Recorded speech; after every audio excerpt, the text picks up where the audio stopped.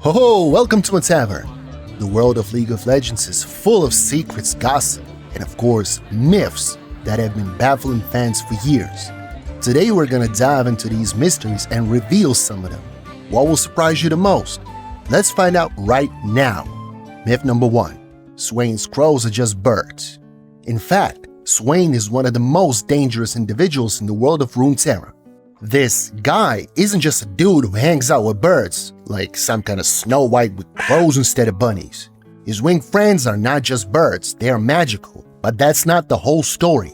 The real deal is that Swain in lore is not only a strategist and Noxus general, but a guy who has a pact with a demon named Rom. This demon gives him the power to see the world through the eyes of his ravens. In addition, with their help, Swain can influence the death and fate of others, which is not bad if you want to rule the world. Myth number 2. Nasus and Renekton have always been enemies. Oh, here's the classic myth about Nasus and Renekton that many people twist. Some think that these two giants have always been enemies. But no, my friend, it's not quite true. They were once brothers in arms, noble defenders of Shurima. They worked together hand in hand and their strength was unshakable. Renekton even sacrificed himself for everyone when he decided to seal Xerath, a dangerous mage. But this is where the real tragedy begins. Xerath's dark energy corrupted Renekton so much that he turned into a wild animal mentally. His mind has gone dark. He has forgotten who he is, and he cannot even distinguish between his brother and his enemy. Since we've already touched on Xerath, the next myth is about him. Xerath is just a powerful mage. Xerath is considered to be the most powerful mage in Shurima. But, my friend, this is only half the story.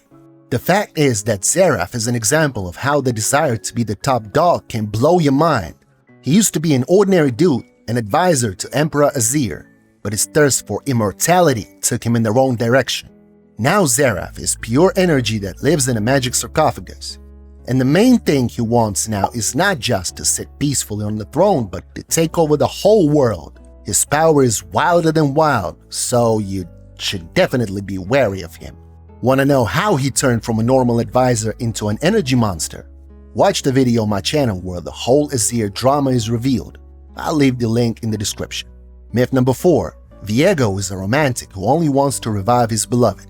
Viego, the Rune King, is widely known as an immortal romantic who only wants to revive his beloved Isolde.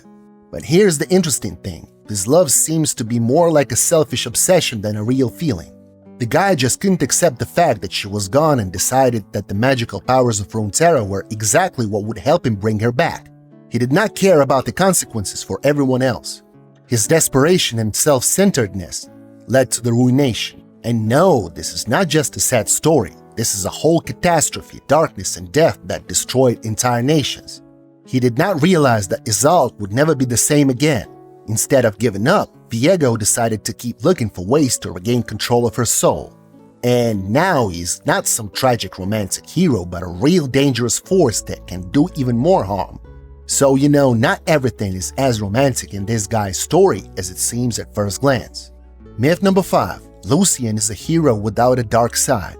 Many people consider Lucian to be a symbol of light and valor, but his story is not only a beautiful legend but also a real drama with darkness.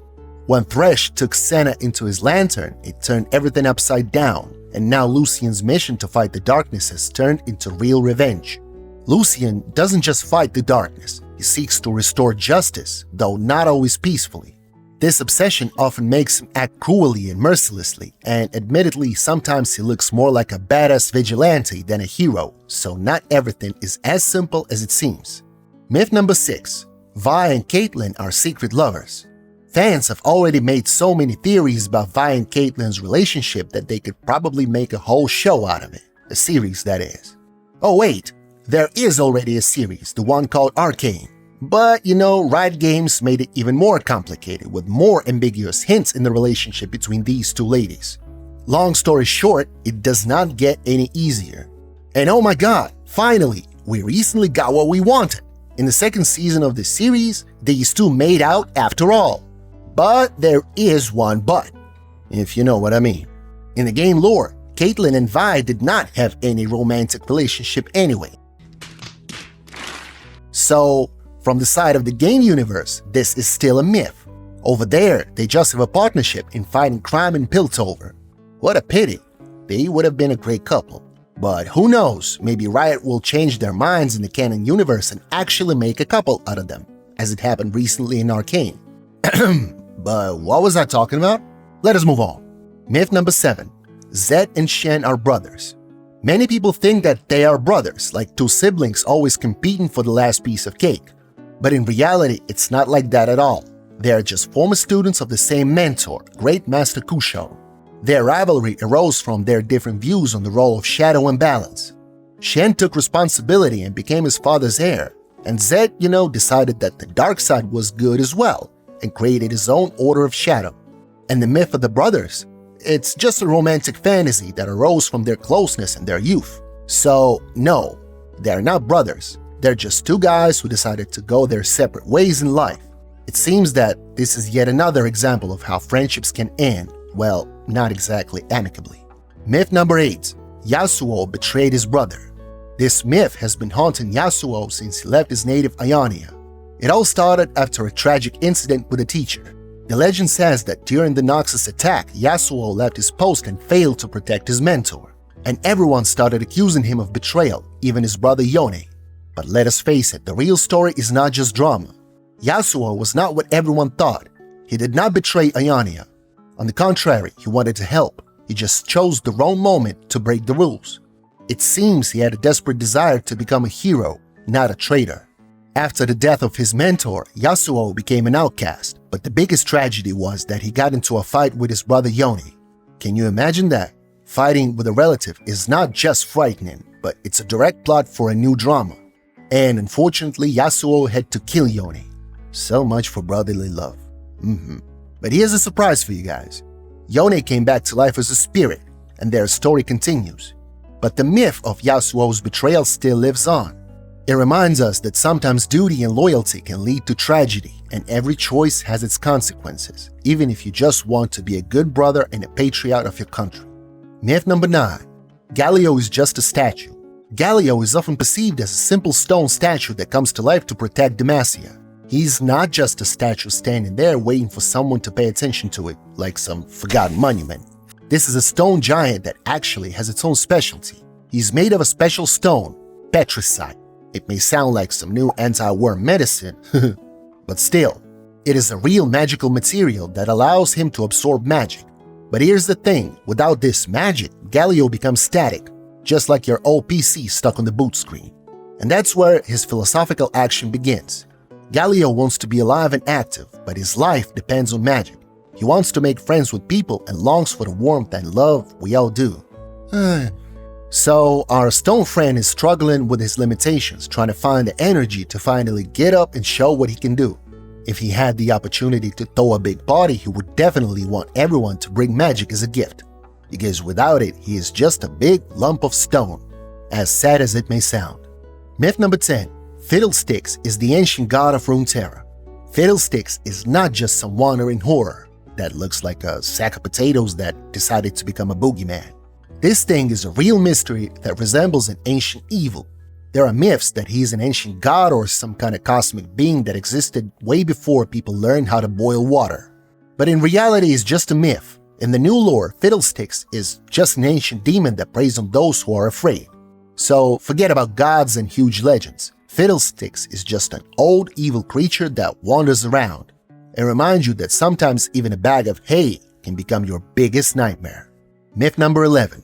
Yórick is a mortal looking for redemption. Some people think that Yórick is a tragic hero who is constantly trying to atone for his sins, but he's a curse bearer who walks the earth, just like a failed salesman who cannot sell a single piece of property, even if his own life depended on it. His true mission is to stop the ruination and restore the balance between the dead and the living. It is true, he knows that this task may be eternal, but he does not expect any personal reward. Although, to be honest, I would really like him to be lucky enough to get some kind of a prize statuette at least once in his life, and not just endless bones, souls, and curses. Oh well. Myth number 12. Illaoi is a priestess of Nagakabouros, and many consider her to be only a religious leader. However, Nagakabouros is not just a deity that needs to be worshipped. Its essence lies in continuous movement and life's progress. Illaoi acts more like a priestess of change and the struggle for personal development, and her mission is to help people overcome stagnation and fear of change. Myth number 13. Varus is an ordinary dark archer. Varus is often perceived as an ordinary dark archer who uses the void for his own power. However, his story is much more complicated. Varus is the merger of two people, Valmar and Kai, who try to protect their home from the forces of the void. Their sacrifice became the basis for the emergence of Varus as a creature that wages a constant internal struggle between their humanity and darkness. Myth number 14. Dragons in League of Legends are not related to lore, and Baron Nashọ is a simple creature. At first glance, the dragons we see on the Summoner's Rift map seem to be ordinary neutral creatures used to gain an advantage in battle. However, in Runeterra, dragons have deep roots in the history of the continents. In Freljord, dragons are symbols of ancient magic and nature spirits associated with the cycle of life and death. In Shurima, their legend is associated with the powers of ancient gods and emperors. On Mount Targon, there are even more powerful creatures like dragons that can influence the fate of nations. Each type of dragon, such as the Infernal Drake or the Ocean Drake, can be a reflection of these natural and magical powers, which further enhance the magic of factions and champions. As for Baron Nashọ, many people think that he's just a big monster like snake or whatever, but in fact there's a deeper mystery behind his history. The Baron is the result of ancient magic that affected the lands of the Void. His presence is a sign that the Void is approaching, and his appearance, or rather should I say emergence, may be a harbinger of even greater dangers and destruction. This explains why it is so easy to demolish the enemy team's towers with the Baron buff. Myth number 15. Places on the Summoner's Rift map have no lore value. Many people think that the Summoner's Rift map is just an arena for battles of champions, but this is not entirely true. Summoner's Rift is actually the place where some of the most significant events in the world of Runeterra took place. Legends say that this battlefield witnessed great conflicts between magical forces and ancient creatures. Every corner of the map is steeped in history, from the broken stone ruins in the forest to the majestic towers on the top lane. For example, in the lower part of the map where the dragons are located, rituals of ancient shamans who try to control the elemental forces once took place. Besides, there are many hidden details on the map that indicate a connection with the lore. For example, in different places you can find symbols related to specific champions or factions that may hint at their stories, or even events that happened before. So we have debunked the 15 most popular myths of League of Legends. What surprised you guys the most? Write in the comments. Don't forget to become a regular visitor to my tavern by subscribing to the channel. And I would also be very happy if you guys left some tips in the form of likes. Thank you guys for watching, and see you soon for more glasses of League of Legends stories.